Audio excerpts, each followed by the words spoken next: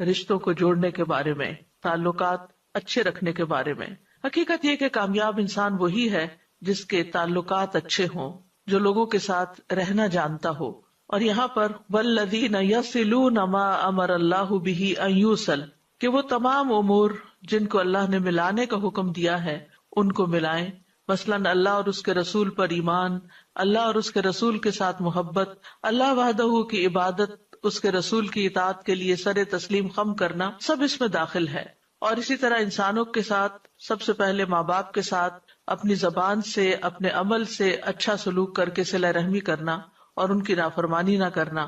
اور پھر اس کے بعد قریبی رشتہ داروں کے ساتھ حسن سلوک کرنا، اپنے گھر والوں کے ساتھ، دوستوں، ساتھیوں، غلاموں، دین اور دنیا کے حقوق کی کامل ادائیگی کے ذریعے حسن سلوک سے پیش آنا، یہ سب چیزیں اس میں داخل ہوتی ہیں.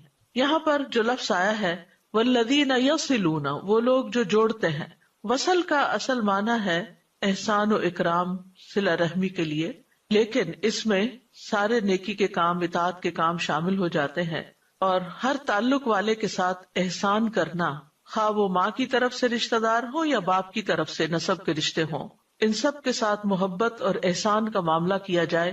اسی طرح صرف خونی رشتوں کے ساتھ ہی نہیں بلکہ دیگر رشتوں میں جیسے دوست ہیں، احباب ہیں، کولیگز ہیں، ان کے ساتھ بھی حسن سلوک کیا جائے. اور ایمان والے تو نہ صرف یہ کہ مسلمانوں کے ساتھ اچھا سلوک کرتے ہیں، تعلقات اچھے رکھتے ہیں، بلکہ نبی صلی اللہ علیہ وسلم نے تو مشرک والدین کے ساتھ بھی صلہ رحمی کا حکم دیا، جیسا کہ حضرت اسماء بنت ابی بکر کے واقعے میں آتا ہے. وَيَخْشَوْنَ رَبَّهُمْ وَيَخَافُونَ سُوءَ الْحِسَابِ، اور وہ اپنے رب سے ڈرتے ہیں اور برے حساب سے ڈرتے ہیں. کیوں ڈرتے ہیں؟ کہ ہم سے اپنے فرائض کو ادا کرنے میں کہیں کوئی کوتاہی نہ ہو گئی ہو، اور پھر کہیں ہمارا برا حساب نہ ہو، یعنی شدید حساب نہ ہو. قیامت کے دن کی ہولناکیوں سے ڈرتے ہیں، حساب کتاب کی باریکیوں سے ڈرتے ہیں. اور برے حساب سے مراد، فرقت کہتے ہیں کہ مجھ سے ابراہیم نے پوچھا کہ کیا تم جانتے ہو کہ برا حساب کس کو کہتے ہیں؟ برا حساب وہ ہے جس میں ہر چیز کی پوچھ گچھ کی جائے، پورا آڈٹ ہو اور پورا احاطہ کیا جائے معاملات کا، عبادات کا، اور اس میں تنقید بھی کی جائے، اور جس سے یہ حساب کیا گیا اس کو تو عذاب دیا جائے گا. تو یہاں پر اللہ سبحانہ وتعالیٰ کے لیے خشیت کا لفظ آیا ہے اور آخرت کے حساب کے لیے خوف کا لفظ آیا ہے. دونوں میں فرق یہ ہے کہ خشیت میں تعظیم بھی شامل ہوتی ہے، اور بعض علماء کہتے ہیں کہ خشیت سے مراد شدید ترین خوف ہے، کہ اللہ سے بہت زیادہ ڈرتے ہیں. اور اس کے بارے میں صحیح مسلم میں آپ نے فرمایا کہ تم اللہ سے اس طرح ڈرو گویا کہ تم اللہ کو دیکھ رہے ہو. اگر یہ مرتبہ حاصل نہ ہو تو کم از کم اتنا یقین رکھو کہ اللہ تم کو دیکھ رہا ہے. اور اہل ایمان جو ہے وہ آخرت کے دن سے خوف کھاتے ہوئے نیک اعمال کرتے ہیں، جیسا کہ قرآن مجید میں بھی آتا ہے رجال لا تلہیہم تجارۃ ولا بیع عن ذکر اللہ واقام الصلاۃ وایتاء الزکاۃ یخافون یوما تتقلب فیہ القلوب والابصار، وہ مرد جنہیں اللہ کے ذکر اور نماز قائم کرنے اور زکوٰۃ دینے سے نہ کوئی تجارت غافل کرتی ہے اور نہ کوئی خرید و فروخت، وہ اس دن سے ڈرتے ہیں جس میں دل اور آنکھیں الٹ جائیں گی. اسی طرح یوفون بالنذر ویخافون یوما کان شرہ مستطیرا، جو اپنی نظر پوری کرتے ہیں اور اس دن سے ڈرتے ہیں جس کی مصیبت بہت زیادہ پھیلی ہوئی ہوگی. یعنی مومن سارے نیک کام کرنے کے بعد، اللہ تعالیٰ کے حقوق ادا کرنے کے بعد اور بندوں کے حقوق ادا کرنے کے بعد، صلہ رحمی کرنے کے بعد بھی ڈرتے رہتے ہیں، کیونکہ آخرت کا دن کوئی معمولی دن نہیں، وہ حساب کتاب کا دن ہے اور اس میں انسانوں کی حالت غیر ہوگی. اس لیے وہ ڈرتے ہیں کہ کہیں ہم سے زیادہ حساب نہ لیا جائے، کیونکہ جس سے پوچھ لیا گیا اس کے پاس تو کوئی جواب نہیں ہو سکتا پھر. اور جہاں تک صلہ رحمی کا تعلق ہے، جو کہ آج کی ہماری گفتگو کا موضوع ہے، تو صلہ رحمی جو ہے صلہ سے ہے. صلہ کہتے ہیں ایک چیز کو دوسری چیز کے ساتھ ملانا حتیٰ کہ وہ اس سے چمٹ جائے، اور اس کی ضد جو ہے ہجران ہے، یعنی چھوڑ دینا. ابن منظور نے لغوی اور اصطلاحی معنوں کے درمیان تعلق کو واضح کرتے ہوئے کہا کہ یہ ایک کنایہ ہے ان رشتہ داروں پر احسان کرنے کے بارے میں جو نسبی اور سسرالی ہوں. نسبی جو ماں باپ کی طرف سے ہوں، اور سسرالی جو ساس سسر کے رشتے میں سے رشتہ دار بنے. ان پر شفقت کرنا اور ان کے ساتھ نرمی سے پیش آنا اور ان کے احوال کی رعایت کرنا، خواہ وہ دور کے رشتہ دار ہوں یا وہ بدسلوکی کرتے ہوں. یعنی صلہ رحمی میں صرف ماں کی طرف کے رشتہ دار شامل نہیں ہیں، کیونکہ رحم سے تعلق جوڑا جاتا ہے اس کا، تو پھر صرف سمجھا جاتا ہے شاید ماں ہی کے طرف سے جو رشتے دار ہے، نہیں، اس میں باپ کی طرف سے بھی حسب نسب جو بھی انسان کا ہے، اور پھر صرف والدین ہی نہیں بلکہ سسرال بھی، یعنی میکا ہی نہیں، سسرال کے ناطے سے بھی جو رشتے بنتے ہیں وہ بھی شامل ہیں، اور پھر اس میں دور کے رشتے دار بھی شامل ہیں اور قریب کے بھی شامل ہیں، اور وہ بھی شامل ہے جو ہم سے اچھا سلوک کرتے ہیں اور وہ بھی شامل ہے جو ہم سے اچھا سلوک نہ کریں۔ تو صلہ رحمی کے برعکس ایک لفظ استعمال ہوتا ہے قطع رحمی، اور وہ ان تمام چیزوں کے برعکس کو کہتے ہیں۔ گویا جب وہ ان پہ احسان کرتا ہے تو اپنے اور ان کے درمیان قرابت داری اور سسرالی رشتہ داری اور جائز صلے اور عطیے کو ملاتا ہے، اور قطع رحمی میں کاٹتا ہے۔ صلہ رحمی کی ایک اور جامع تعریف یوں کی گئی ہے کہ صلہ رحمی کا مطلب یہ ہے کہ جتنا ہو سکے رشتہ داروں کو خیر پہنچائی جائے، اور حسب طاقت جتنا ہو سکے ان سے شر کو دور کیا جائے۔ یعنی صلہ رحمی کا لفظ چونکہ عربی کا لفظ ہے تو عام طور پر لوگ سمجھتے نہیں کہ پھر کرنا کیا ہے، تو کرنے میں یہ ہے کہ اپنے اور سسرالی رشتہ داروں کو جو بھی خیر پہنچا سکتے ہو، جو جو کچھ اللہ نے تمہیں دیا ہے وہ ان تک پہنچاؤ، اور انہیں اگر کوئی تکلیف آ گئی تو اس تکلیف کو ان سے دور کرو۔ یہ ہے صلہ رحمی۔ امام نووی کہتے ہیں صلہ رحمی رشتہ داروں پر اس انداز میں احسان کرنا ہے کہ وہ صلہ رحمی کرنے والے کے اور جس کے ساتھ صلہ رحمی کی جا رہی ہے اس کے حالات کے مناسب ہو۔ کبھی یہ مال کے ذریعے ہوتی ہے، کبھی خدمت کرنے سے، کبھی صرف ملاقات اور سلام کرنے سے ہوتی ہے۔ ابن قیم کہتے ہیں کہ صلہ رحمی یہ نہیں کہ رشتہ داروں کو اس حال میں چھوڑ دیا جائے کہ وہ بھوک اور پیاس اور برہنگی سے تباہ ہو رہے ہوں اور ان کا رشتہ دار بہت زیادہ مالدار ہو، اور صلہ رحمی واجب ہے خواہ رشتہ دار کافر ہی کیوں نہ ہو اور اس کا دین کے ساتھ کوئی تعلق نہ ہو، پھر بھی اس کے ساتھ صلہ رحمی کرنی چاہیے۔ یعنی اگر صلہ رحمی کرنے والا دین سے تعلق رکھتا ہے اور نہ کرنے والا دین سے تعلق نہیں رکھتا پھر بھی صلہ رحمی کرو۔ اسی طرح یہ بھی کہا گیا ہے کہ فوائد کا تبادلہ کرنا، یعنی ایک دوسرے کو صرف فائدہ پہنچانا ہی صلہ رحمی نہیں، یہ کہ اگر تمہارے رشتہ دار تمہارے ساتھ صلہ رحمی کرے تو تم بھی ان کے ساتھ صلہ رحمی کرو، اور اگر وہ تم سے دور چلے جائے تو تم بھی دور چلے جاؤ۔ یہ صلہ رحمی کی صفت نہیں، یہ تو ایک دوسرے کو بدلہ دینا ہے، یعنی یہ تو آپ نے بدلہ دیا، کسی نے آپ سے اچھا کیا، آپ نے بدلے میں اچھا کر دیا، یعنی یہ تو فوائد کا تبادلہ ہو گیا۔ لیکن صلہ رحمی کا معاملہ ان تمام چیزوں سے بلند ہے۔ عبداللہ ابن عمر رضی اللہ عنہ کہتے ہیں کہ نبی صلی اللہ علیہ وسلم نے فرمایا، کسی کام کا بدلہ دینا صلہ رحمی کرنا نہیں، بلکہ صلہ رحمی کرنے والا وہ شخص ہے کہ جب اس کے ساتھ صلہ رحمی والا معاملہ ختم کر دیا جائے وہ پھر بھی صلہ رحمی کرے۔ سلیمان بن موسیٰ کہتے ہیں ابن محیریز سے کہا گیا کہ رشتہ داروں کا کیا حق ہے؟ انہوں نے کہا اگر رشتہ دار آپ کی طرف آئے تو ان کا استقبال کیا جائے، ویلکم کیا جائے، اور اگر وہ پیٹھ پھیر کے جائیں تو ان کے پیچھے جایا جائے۔ یہ نہیں کہنا چاہیے کہ تم روٹھے ہم چھوٹے، بلکہ اگر وہ روٹ بھی جائیں تو انہیں منایا جائے۔ قرطبی کہتے ہیں کہ صلہ رحمی کی دو قسمیں ہوتی ہیں، یعنی وہ رشتہ داری جس کو ملایا جاتا ہے، نمبر 1 یہ عام ہوتی ہے اور نمبر 2 یہ خاص ہوتی ہے۔ عام صلہ رحمی جو ہے یہ دین پر مبنی ہے، یعنی کسی صاحب ایمان کے ساتھ تعلق ہونا، ضروری نہیں کہ وہ رشتہ داری ہو، کیونکہ ہم سب آدم کی اولاد ہیں، اور آدم کی اولاد ہونے کی حیثیت سے ہم کسی نہ کسی جگہ جا کر ضرور رشتے میں مل جاتے ہیں، ہم کسی نہ کسی درجے پر سب ایک دوسرے کے رشتہ داری ہیں کیونکہ ہم آدم کی اولاد ہیں۔ تو عام رشتہ داری یا صلہ رحمی کیا ہے کہ انسان کسی بھی انسان کے ساتھ حسن سلوک کرے، چاہے وہ خون کا رشتہ ہو یا سسرال کا ہو یا نہ ہو، یعنی کسی صاحب ایمان کے ساتھ تعلق ہونا، بس اس کو باہمی محبت اور خیر خواہی اور عدل و انصاف اور واجب اور مستحق حقوق بجا لانے کے ساتھ ملانا واجب ہے۔ اور خاص صلہ رحمی یہ ہے کہ آپ ان تمام چیزوں کے ساتھ خرچ کو بڑھا دیں اور ان کے حالات کی خبر گیری کرتے رہیں اور ان کی غلطیوں کو نظر انداز کرتے رہیں۔ یعنی خاص صلہ رحمی کیا ہے کہ جو آپ ان کو دے رہے ہیں اس میں اضافہ کرتے رہیں، اگر اللہ نے آپ کو زیادہ دیا تو آپ بھی ان کو آگے آگے زیادہ دیتے رہیں اور ان کے حالات کی خبر گیری کرتے رہیں کہ وہ کس حال میں ہیں اور ان کی غلطیوں کو معاف کرتے رہیں۔ کتنا خوبصورت ہے صلہ رحمی کا یہ انداز۔ قرآن مجید میں کئی ایک مقامات پر صلہ رحمی کی تلقین کی گئی ہے۔ سورۃ البقرہ میں بنی اسرائیل کو حکم دیا گیا، یعنی صرف ہمیں نہیں یہ حکم بلکہ پچھلی شریعتوں میں بھی یہ حکم دیا گیا تھا۔ وَإِذْ أَخَذْنَا مِيثَاقَ بَنِي إِسْرَائِيلَ لَا تَعْبُدُونَ إِلَّا اللَّهَ وَبِالْوَالِدَيْنِ إِحْسَانًا وَذِي الْقُرْبَى وَالْيَتَامَى وَالْمَسَاكِينِ وَقُولُوا لِلنَّاسِ حُسْنًا وَأَقِيمُوا الصَّلَاةَ وَآتُوا الزَّكَاةَ ثم تولیتم الا قلیلا منکم وانتم معرضون، اور جب ہم نے بنی اسرائیل سے پختہ عہد لیا کہ تم اللہ کے سوا کسی کی عبادت نہ کرو گے، اور ماں باپ اور قرابت والے اور یتیموں اور مسکینوں سے احسان کرو گے، اور لوگوں سے اچھی بات کہو، نماز قائم کرو اور زکوٰۃ دو، پھر تم اس سے پھر گئے مگر تم میں سے تھوڑے، اور تم منہ پھیرنے والے ہو۔ اور یہ صرف بنی اسرائیل کا حال نہیں، آج امت مسلمہ کا بھی یہی حال ہے کہ ہمیں عمومی طور پر لوگوں کے درمیان تعلقات خراب نظر آتے ہیں، رشتے کمزور نظر آتے ہیں، اور دوسروں کے ساتھ احسان اور بھلائی کے رویے بہت کم دیکھنے میں ملتے ہیں۔ اگر تمام انسان جن کو اللہ نے دیا ہے وہ دینے والے بن جائیں اور اللہ کی مخلوق کا خیال رکھنے والے ہوں، تو دنیا میں شاید نہ کوئی بھوکا ہو اور نہ ہی کوئی ضرورت مند اس طرح کا ہو کہ وہ گھٹ گھٹ کے اور سسک کے علاج کے لیے مر جائے یا کسی اور ضرورت کے لیے دن رات پریشان رہتا ہو۔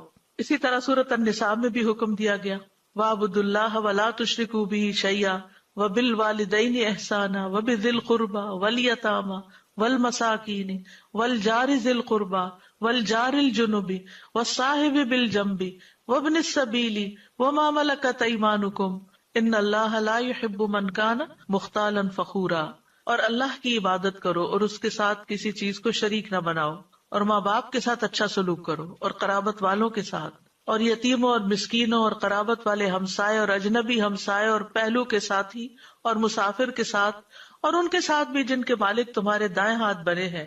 یقیناً اللہ ایسے شخص سے محبت نہیں کرتا جو اکڑنے والا، شیخی مارنے والا ہو۔ تو بہرحال تمام انسانوں سے اچھے سلوک کا حکم دیا گیا ہے، لیکن رشتہ دار باقی سب کی نسبت زیادہ حقدار ہوتے ہیں۔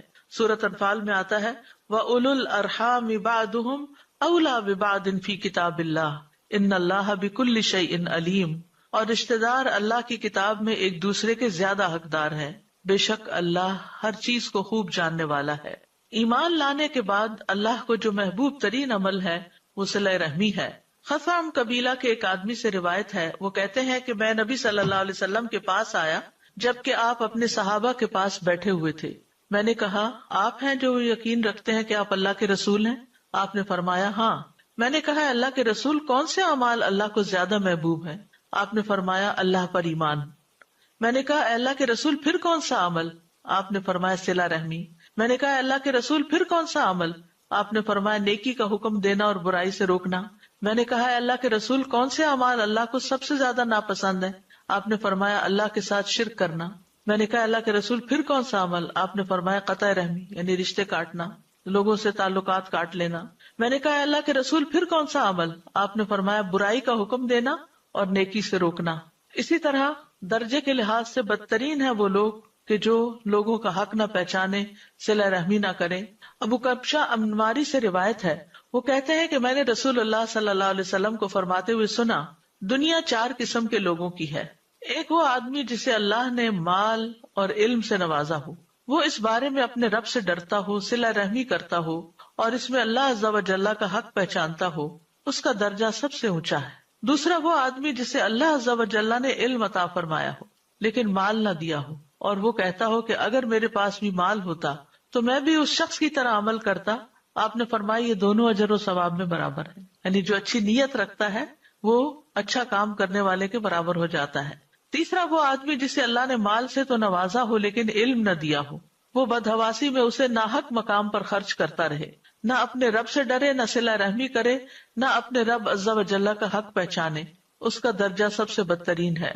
چوتھا وہ آدمی جسے اللہ نے نہ مال سے نوازا نہ علم سے، اور یہ کہتا ہو کہ اگر میرے پاس بھی فلاں شخص کی طرح مال ہوتا تو میں بھی اس شخص کی طرح کے کاموں میں خرچ کرتا، یہ دونوں گناہ میں برابر ہیں۔ یعنی اگر کسی بری مثال کو اپنے سامنے رکھتا ہے تو پھر اسی درجے میں آ جاتا ہے۔ تو بدترین انسان کس کو کہا گیا؟ جو نہ رب سے ڈرے، نہ صلہ رحمی کرے، نہ رب کا حق پہچانے کہ مجھے کس طرح کی عبادت اور کیسے کرنی چاہیے، اور جو شخص اس کو آئیڈیل بنا لے وہ بھی اس کے ساتھ ہی ہے۔ پھر رسول اللہ صلی اللہ علیہ وسلم کو جو دین دے کر بھیجا گیا، جو تعلیمات دے کر بھیجی گئی، ان میں ہمیں صلہ رحمی کا خاص حصہ ملتا ہے۔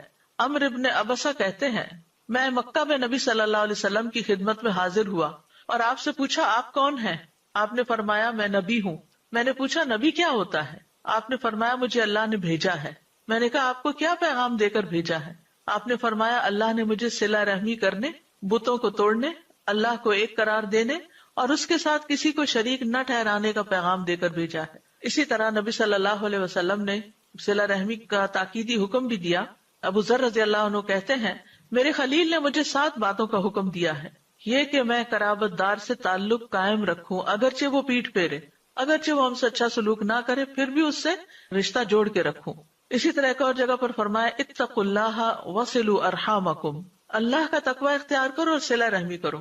یہاں آپ دیکھ رہے ہیں کہ متعدد بار یہ بات ملتی ہے کہ اللہ سے ڈرو اور صلہ رحمی کرو، یا اللہ سے ڈرتے ہیں اور صلہ رحمی کرتے ہیں۔ تو حقیقت یہ ہے کہ جو لوگ اللہ سے ڈرتے ہیں وہی رشتوں کو نبھا سکتے ہیں، کیونکہ جن قریبی لوگوں کے ساتھ انسان رہتا ہے یا ان کے درمیان میں رہتا ہے تو ان سے بہت دفعہ اختلاف بھی ہوتا ہے، بہت دفعہ ان کے ساتھ آرگیومنٹس ہو جاتے ہیں، بدمزگی ہو جاتی ہے، بدگمانیاں ہو جاتی ہیں، لڑائی جھگڑے ہو جاتے ہیں، تو انسان پھر اپنے دل میں گرج پال لیتا ہے، بغض رکھ لیتا ہے۔ تو اس سے نکلنے کے لیے بہت ضروری ہے کہ انسان کے اوپر اللہ کا ڈر ہو، کیونکہ جو اللہ سے ڈرتا ہے وہی رشتوں کو نبھا سکتا ہے۔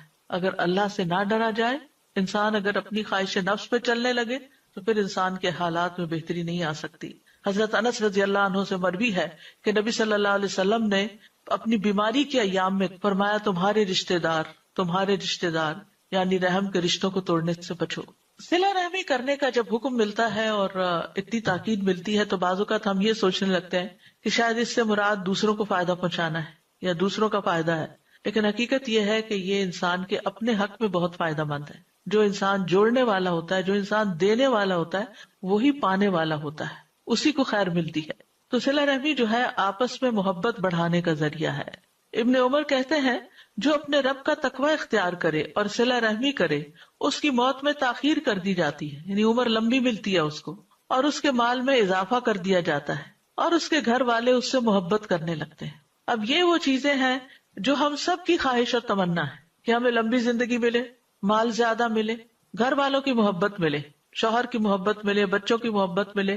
تو اس کے لیے انسان کو اپنے نفس کے خلاف جا کر ایسے لوگوں کے ساتھ احسان کرنے کی ضرورت ہے کہ جو ہمارے ساتھ اچھا نہیں کرتے، جو ہم سے دور بھاگتے ہیں، جو ہمارا خیال نہیں رکھتے، جو ہمیں نہیں پوچھتے ہماری مشکلات میں، ان کے ساتھ پھر احسان کیا جائے، اچھا سلوک کیا جائے۔ حضرت انس کہتے ہیں میں نے رسول اللہ صلی اللہ علیہ وسلم سے سنا، آپ نے فرمایا جس شخص کو پسند ہو کہ اس کے رزق میں وسعت ہو یا اس کی عمر دراز ہو تو اسے چاہیے کہ وہ صلہ رحمی کرے۔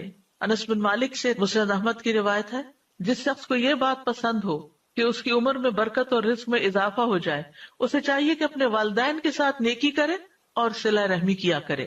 رسول اللہ صلی اللہ علیہ وسلم نے فرمایا جس نیکی کا بہت جلد اجر مل جاتا ہے، جلدی صلہ ملتا ہے، وہ صلہ رحمی ہے۔ یعنی کچھ نیکی آپ کرتے ہیں تو ان کا بدلہ آپ کو آخرت میں ملے گا، کچھ نیکی آپ ایسے کرتے ہیں ان کا صلہ آپ کو دنیا میں بھی ملتا ہے، آخرت میں بھی ملتا ہے۔ تو جس نیکی کا بدلہ انسان کو جلد یعنی دنیا میں بھی مل جاتا ہے وہ کیا ہے؟ صلہ رحمی۔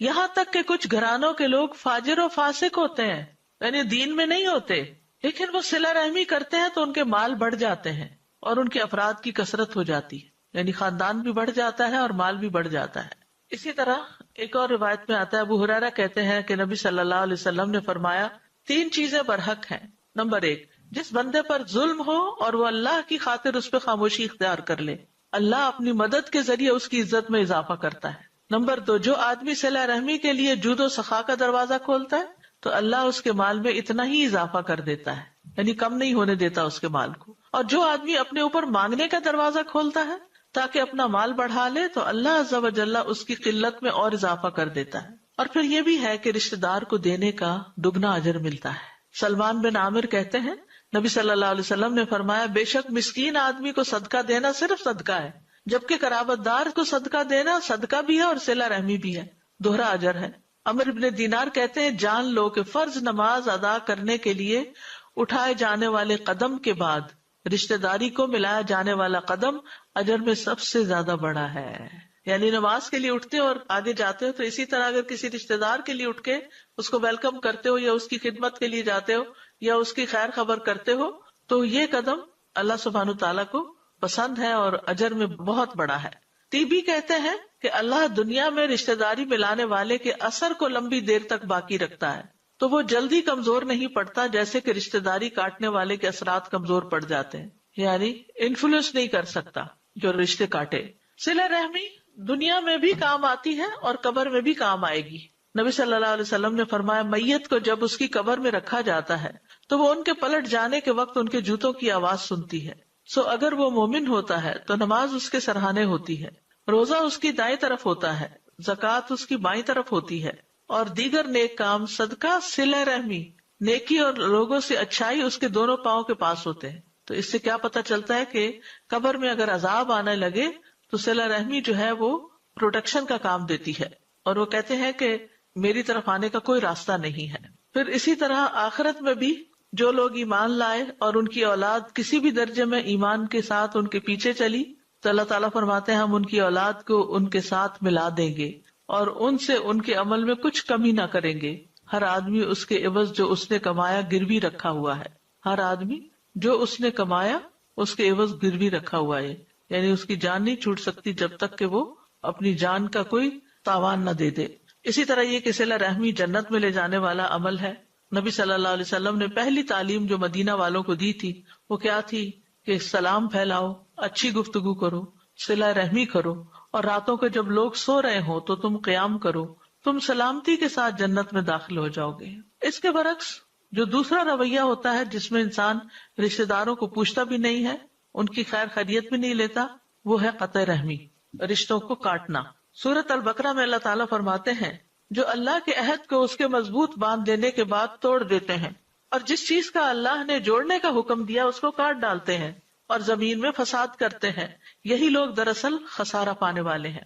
یاد رکھیے رشتوں کو کاٹنا اللہ کی لعنت کا مستحق بناتا ہے انسانوں کو۔ والذین ینقضون عہد اللہ من بعد میثاقہ ویقطعون ما امر اللہ بہ ان یوصل ویفسدون فی الارض اولئک لہم اللعنۃ وَلَهُمْ سُوءُ الدَّارِ، اور وہ لوگ جو اللہ کے عہد کو پختہ کرنے کے بعد توڑ دیتے ہیں اور اس چیز کو کاٹ دیتے ہیں جس کے متعلق اللہ نے حکم دیا کہ اسے ملایا جائے اور زمین میں فساد کرتے ہیں، یہی لوگ ہیں جن کے لیے لعنت ہے اور انہی کے لیے اس گھر کی خرابی ہے۔ میمون بن مہران کہتے ہیں کہ مجھے عمر بن عبدالعزیز نے کہا کہ رشتہ داری توڑنے والے کا ساتھی نہ بن، اس سے دوستی نہ کر، کیونکہ اللہ سبحانہ تعالیٰ نے قرآن کی 2 آیات میں ایسے شخص پہ لعنت فرمائی ہے۔ تو جو شخص لعنت کا مستحق ہو اس سے تعلق نہ رکھو، کیونکہ وہ تمہاری طرف بھی آ جائے گی۔ جس نے رشتوں کو توڑا اللہ اس کو توڑے گا، اور جس نے رشتوں کو ملایا اللہ اس کو ملا دے گا۔ اسی طرح قطع رحمی اعمال کی قبولیت کے راستے میں رکاوٹ بنتی ہے۔ ابو ہریرہ رضی اللہ عنہ سے روایت ہے، وہ کہتے ہیں میں نے رسول اللہ صلی اللہ علیہ وسلم کو فرماتے ہوئے سنا یقیناً بنی آدم کے اعمال ہر جمعرات کو پیش کیے جاتے ہیں اور کسی قطع رحمی کرنے والے کے عمل کو قبول نہیں کیا جاتا، یعنی جو رشتوں کو کاٹتا ہے اس کے باقی نیک اعمال بھی قبول نہیں ہوتے۔ تو آپ دیکھیے کتنا خسارے کا سودا ہے۔ ناراضگیاں ہو جاتی ہیں، ایک دوسرے سے تعلقات خراب ہو جاتے ہیں، لیکن انسان کو معاف کر کے پھر دوسرے کے ساتھ حسن سلوک کرتے رہنا چاہیے، اسی میں انسان کی بھلائی ہے۔ قطع رحمی دنیاوی تنگی کا باعث بھی بنتی ہے۔ نبی صلی اللہ علیہ وسلم نے فرمایا جس نے قطع رحمی کی یا جھوٹی قسم اٹھائی وہ مرنے سے پہلے اس کا وبال دیکھ لے گا، دنیا میں ہی ملنے والی سزا ہے اس کی، یعنی یہ ایسا گناہ ہے جس کی سزا دنیا میں ہی مل جاتی ہے انسان کو۔ نبی صلی اللہ علیہ وسلم نے فرمایا کوئی گناہ اس لائق نہیں ہے کہ اللہ اس کے کرنے والے کو جلدی دنیا میں سزا دے دے اور اس کے ساتھ ساتھ آخرت میں بھی اس سزا کو جمع رکھے، سوائے قطع رحمی کے، خیانت کے اور جھوٹ کے۔ یہ ایسی چیزیں ہیں کہ جن کی وجہ سے دنیا میں بھی انسان پر مصیبتیں آتی ہیں، اور رشتہ داروں کے ساتھ اگر انسان ظلم کرنے والا ہو تو وہ گناہ ویسے ہی معاف نہیں ہوگا۔ عام لوگوں کے ساتھ بھی تعلقات اچھے ہونے چاہیے، 3 دن سے زیادہ کسی کے ساتھ ناراضگی نہیں ہونی چاہیے۔ نبی صلی اللہ علیہ وسلم نے فرمایا کسی مسلمان کے لیے جائز نہیں کہ 3 دن سے زیادہ اپنے کسی مسلمان بھائی سے قطع تعلق رکھے۔ اگر دونوں ہی 3 دن سے زیادہ قطع کلامی کیے رہیں تو جب تک وہ اس حال پر رہیں گے حق سے دور رہیں گے۔ جو پہلے رجوع کر لے گا اس کا یہ پہل کرنا اس کے لیے کفارہ بن جائے گا۔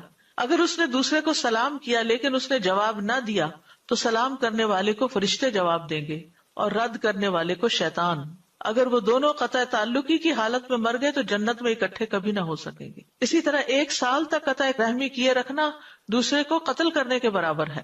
رسول اللہ صلی اللہ علیہ وسلم نے فرمایا کسی مسلمان کے لیے حلال نہیں کہ اپنے بھائی کو 3 دن سے زائد چھوڑے رکھے، یعنی ناراض ہو کر. ویسے تو انسان اب جیسے آج کل لاک ڈاؤن ہے تو سب اپنے اپنے گھروں میں ہیں، اور سب کو انسان جن جن کو جانتا ہے سب کو فون میسج بھی نہیں کر سکتا، کیونکہ رمضان کے دن ہے. اگر ہم مصروف ہوتے ہیں تو دوسرے بھی مصروف ہوتے ہیں، عبادت کے دن ہیں. لیکن ان کے لیے دعائیں ہم کرتے ہیں، دعاؤں میں وہ یاد رہتے ہیں. تو اس طرح قطع رحمی نہیں ہوتی، قطع تعلقی نہیں ہوتی. لیکن یہ ہے کہ انسان کے لیے ناراض ہو کر کسی سے سلام دعا چھوڑ دینا یہ درست نہیں، یہ قطع رحمی ہوتی ہے. رسول اللہ صلی اللہ علیہ وسلم نے فرمایا کسی مسلمان کے لیے حلال نہیں کہ اپنے بھائی کو 3 دن سے زیادہ چھوڑے رکھے، بس جس نے 3 دن سے زائد چھوڑ دیا اور اسی حالت میں مر گیا تو وہ آگ میں جائے گا. قرب قیامت کی نشانیوں میں سے ایک نشانی بھی ہے. نبی صلی اللہ علیہ وسلم نے فرمایا قیامت اس وقت تک قائم نہیں ہوگی جب تک ہر طرف بے حیائی عام نہ ہو جائے، قطع رحمی اور برا پڑوس عام نہ ہو جائے، اور جب تک خائن کو امین اور امین کو خائن نہ سمجھا جانے لگے، یعنی ویلیوز ہی الٹ جائیں گی. اسی طرح آپ نے فرمایا قیامت کے قریب سلام صرف پہچان کے لوگوں کو کیا جانے لگے گا، یعنی جس کو جانتے ہوں گے صرف اسی سے سلام دعا. تجارت پھیل جائے گی، حتیٰ کہ عورت بھی تجارتی معاملات میں اپنے خاوند کی مدد کرے گی. قطع رحمی ہونے لگے گی، لوگوں کے ٹیمپرامنٹس بڑے نازک ہو جائیں گے. چھوٹی چھوٹی بات پر منہ بسور لینا، بات چیت چھوڑ دینا، گھر سے نکل جانا، اوروں کو جا کے قصے سنانا، یہ سب اسی کے حصے ہیں. اور فرمایا جھوٹی گواہی دی جانے لگے گی، سچی گواہی کو چھپایا جائے گا، اور قلم کا چرچا ہوگا. یعنی لکھنے والے بہت ہوں گے، چیزیں ہم فارورڈ تو بہت کرتے رہتے ہیں، لیکن پڑھنے والے اور عمل کرنے والے کم ہوں گے. پھر یہ جنت سے محروم کرنے والا فعل بھی ہے. نبی صلی اللہ علیہ وسلم نے فرمایا قطع رحمی کرنے والا جنت میں داخل نہ ہوگا. اب یہاں پر یہ بھی سمجھ لینا چاہیے کہ صلہ رحمی کے کچھ درجے ہیں، اور وہ رشتہ داری کے اعتبار سے ہیں. یعنی صلہ رحمی انسان کی قدرت رشتہ داروں کی ضرورت کے مطابق مختلف بھی ہوگی. بعض صلہ رحمی واجب ہوتی ہے، بعض مستحب ہوتی ہے. اور اگر اس میں سے کوئی شخص کچھ بھی صلہ رحمی کرے لیکن اس کو مکمل طور پر بہت زیادہ ادا نہ کرے تو اس کو قطع رحمی کرنے والا نہیں کہا جائے گا. پھر یہ اصول بھی یاد رکھیے کہ جو جتنا قریبی ہو اس کے ساتھ صلہ رحمی کو مقدم رکھا جائے. مثلا سب سے پہلے ماں، آپ نے فرمایا تھا نا کہ تمہاری ماں، تو سب سے پہلے ماں کے ساتھ صلہ رحمی، پھر باپ، پھر اولاد، پھر دادا دادی، نانا نانی، پھر بھائی بہنوں کو، پھر باقی کے سارے محرم رشتہ دار جیسے چچا پھوپھی ماموں خالائیں، اور جو جتنا غریبی ہے اس کو اتنا ہی مقدم رکھا جائے، پرائرٹی دی جائے. اسی طرح والدین کی طرف کے رشتہ داروں کو باقی رشتہ داروں پر مقدم سمجھا جائے. پھر رحم کے رشتہ داروں میں سے غیر محرم کے ساتھ نیکی کی جائے، جیسے چچا کا بیٹا اور بیٹی، ماموں اور خالہ کے بچے، پھر دیگر سسرالی رشتہ دار. پھر آپ دیکھیے کہ صرف والدین نہیں، والدین کے دوستوں کے ساتھ بھی صلہ رحمی کرنی چاہیے. یعنی والدین کا حق تو ہے، لیکن جن کے ساتھ ماں باپ اچھا سلوک کرتے ہوں یا ان سے دوستی ہو ان کا بھی حال حوال پوچھتے رہنا چاہیے. ابن عمر سے روایت ہے کہ جب وہ مکہ کی طرف جاتے تو اپنے گدھے کو ساتھ رکھتے، اونٹ کی سواری سے تھک جاتے تو گدھے پہ بیٹھ جاتے اور سر پہ عمامہ باندھ لیتے. ایک دفعہ آپ اپنے گدھے پر سوار تھے، ان کے پاس سے ایک دیہاتی آدمی گزرا تو ابن عمر نے اس سے پوچھا کیا تم فلاں کے بیٹے نہیں ہو؟ اس نے کہا کیوں نہیں؟ انہوں نے یعنی ابن عمر نے اپنا گدھا اور اس کو دے دیا کہ اس پہ سوار ہو جاؤ، پھر عمامہ دے دیا کہ اپنے سر پہ باندھ لو. تو بعض ساتھیوں نے کہا کہ اللہ آپ کو بخشے، آپ نے اس اعرابی کو اپنا گدھا بھی دے دیا اور عمامہ بھی دے دیا، جو سہولت کے لیے آپ دونوں چیزیں یوز کرتے تھے. ابن عمر نے کہا میں نے رسول اللہ صلی اللہ علیہ وسلم سے سنا، آپ فرماتے تھے بے شک نیکیوں میں سب سے بڑی نیکی آدمی کا اپنے باپ کی وفات کے بعد اس کے دوستوں سے اچھا سلوک کرنا ہے. اور اس دیہاتی کا باپ حضرت عمر کا دوست تھا. اب اس میں اسی طرح یہ ہے کہ جیسے آپ کے پاس مال ہو اور آپ نے مال تقسیم کرنا ہو تو پھر دینے میں جو قریبی رشتہ دار ہوں گے ان کا حق زیادہ ہوگا، جو دور ہوتے جائیں گے وہ اسی اعتبار سے کم ہو جائیں گے. عطا ابن ابی رباح کہتے ہیں وہ درہم جو میں رشتہ داروں کو دوں مجھے اس 1000 درہم سے زیادہ محبوب ہے جو میں محتاج لوگوں میں تقسیم کروں. یعنی اگر رشتہ دار ضرورت مند ہے تو پہلے ان کو دیا جائے. پھر اسی طرح نان مسلم رشتہ دار کے ساتھ بھی صلہ رحمی کرنی چاہیے. حضرت عمر رضی اللہ عنہ نے ایک دفعہ ایک ریشمی جبہ جو خریدا گیا تھا نبی صلی اللہ علیہ وسلم کے لیے، تو آپ نے اس کو پسند نہیں فرمایا کیونکہ وہ ریشمی تھا، تو حضرت عمر نے وہ اپنے مکے میں ایک بھائی کو بھیج دیا جو مسلمان نہیں تھا. تو بہرحال ہر قریبی اور دور والے رشتے کے ساتھ صلہ رحمی کرنی چاہیے. ابن عباس کہتے ہیں کہ اپنے حسب نسب یاد رکھو، رشتے یاد رکھو جن کے ساتھ تم صلہ رحمی کر سکو. خاص طور پر جو لوگ باہر کے ممالک میں رہتے ہیں وہ بیک ہوم اپنے جو رشتہ دار ہیں، بہن بھائی ہیں، ان کے بچے ہیں، ماموں پھوپھی وغیرہ، ان سب کا تعارف اپنے بچوں کو ضرور کروائیں کہ کون کیا ہے. ابن عباس کہتے ہیں اپنے حسب نسب یاد رکھو تاکہ تم صلہ رحمی کر سکو. اگر رشتے ہی یاد نہیں ہوں گے تو رشتہ داری کہاں سے نبھائی جائے گی؟ پھر فرمایا اگر رشتہ داروں کو صلہ رحمی کے ساتھ قریب کیا جائے تو وہ دور نہیں ہوتے اگرچہ وہ دور ہوں، اور رشتہ دار کو جب دور کر دیا جائے تو وہ قریب نہیں ہوتے اگرچہ وہ قریب ہی کیوں نہ ہو۔ اور ہر رشتہ داری قیامت کے دن اپنے ساتھی کے سامنے آئے گی اور وہ اس کے حق میں رشتہ داری ملانے کی گواہی دے گی اگر اس نے اس کو جوڑا ہوگا، اور اس کے خلاف کاٹنے کی گواہی دے گی اگر اس نے اس کو کاٹا ہوگا۔ اب کرنے کے کام کیا کیا ہے؟ سب سے پہلی بات یہ ہے کہ رشتہ داروں سے ملاقات کی جائے، لیکن اس طرح ملاقاتیں نہ شروع کر دیں کہ جس سے دوسرے کے کام کاج جو ہیں ان میں حرج آئے۔ رشتہ داروں سے ملاقات جو ہے یہ برکت کا ذریعہ ہوتی ہے۔ ابن تین کہتے ہیں کہ صلہ رحمی کی وجہ سے اطاعت کے کاموں کی توفیق ملتی ہے اور نیکیوں کا موقع ملتا ہے، نافرمانی سے بچتا ہے انسان، پھر انسان کا اچھا ذکر باقی رہتا ہے، گویا کہ اسے موت نہیں آئی، مرنے کے بعد بھی وہ یاد رہتا ہے، جن کے ساتھ وہ اچھا سلوک کرتا تھا وہ اس کو یاد رکھتے ہیں۔ تو پہلی چیز کیا ہے؟ ملاقات کرنا، کہ خود ملنے چلے جائیں۔ دوسری ہے وہ آئے تو مہمان نوازی کرنا۔ پھر تیسرا یہ کہ ان کی خبر رکھنا، خبر گیری کرنا، ان کے بارے میں پوچھتے رہنا، ان کو سلام کہنا، خواہ فون کر کے یا کسی کے ذریعے سلام بھیج کے یا کوئی میسج کر کے۔ چوتھی چیز ہے ان کو اپنا مال دیں، اگر رشتہ دار محتاج ہے تو صدقے کی صورت میں دیں، اگر محتاج نہیں تو تحفے کی شکل میں دیں، کیونکہ دگنا اجر ہے۔ نمبر 5 ان کے بڑوں کی عزت کریں اور ان کے کمزوروں پر شفقت کریں۔ نمبر 6 ان کے مرتبے کے اعتبار سے ان کو مقام دے، یعنی جو عمر میں بڑے ہیں، جو کسی مقام میں بڑے ہیں، اس اعتبار سے ان کا خیال رکھیں، یعنی اس مقام پر ان کو اتاریں جس کے وہ حقدار ہیں۔ اگر اللہ نے ان کو بلند مقام دیا دنیا میں تو آپ بھی اس کو پہچانیں، یہ نہیں کہ حسد کی وجہ سے انسان کہے کہ جو آگے نکل گیا دنیا میں کہ اس کی برائیاں بیان کرنا شروع کر دے یا اس کو حقیر کرنا شروع کر دے لوگوں کے سامنے۔ نمبر 7 ان کی خوشیوں میں ان کو مبارکباد پیش کرتے ہوئے شرکت کریں اور ان کے غموں میں ان کے ساتھ غمخواری کرتے ہوئے غمگساری کریں۔ بس شادی ہوئی ہے، اولاد ہوئی ہے، ملازمت ملی ہے یا کوئی اور اس طرح کے کام ہیں جو ان کو خوش کر رہے ہیں تو ان کی خوشی میں شریک ہو جائیں۔ اسی طرح اگر ان کا کوئی فوت ہو گیا یا نقصان ہو گیا تو صبر کی نصیحت کریں، ان کے غم کو ہلکا کرنے کی کوشش کریں۔ نمبر 8 بیمار ہو تو عیادت کریں۔ نمبر 9 جنازے میں پیچھے جائیں۔ نمبر 10 ان کی دعوت قبول کریں۔ بعض اوقات دلوں میں کچھ ناراضگیاں ہوتی ہیں، وہ بلاتے بھی ہیں تو نہیں جاتے، یہ قطع رحمی ہے۔ نمبر 11 ان کے بارے میں اپنے سینوں کو صاف کر لیں، بغض نہ چھپائیں۔ کہا گیا کہ ایسا شخص قوم کا سردار نہیں ہو سکتا جو اپنے دل میں کینہ رکھتا ہو۔ نمبر 12 ان کے کٹے ہوئے لوگوں میں صلح کرائیں، یعنی آپس میں اگر رشتہ دار کٹے ہوئے تو ان کو بھی جوڑنے کی کوشش کریں۔ نمبر 13 ان کے لیے دعا کریں، اور یہ تو سبھی کر سکتے ہیں اور ہر ایک کو ضرورت بھی ہے اس کی۔ اور نمبر 14 ان کو مناسب طریقے سے ہدایت کی طرف دعوت دیں، نیکی کا حکم دے، برائی سے روکیں، یعنی دین کی طرف بھی ان کو بلائیں۔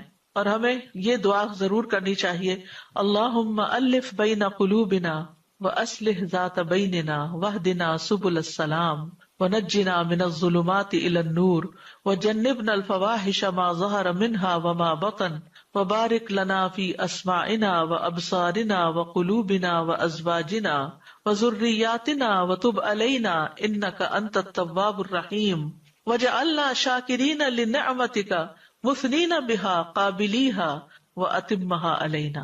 اے اللہ ہمارے دلوں میں محبت پیدا کر دے، یعنی ہمارے رشتوں میں، تعلقات میں، اور ہمارے آپس کے معاملات کی اصلاح کر دے، اور ہمیں سلامتی کے راستوں کی طرف رہنمائی فرما دے،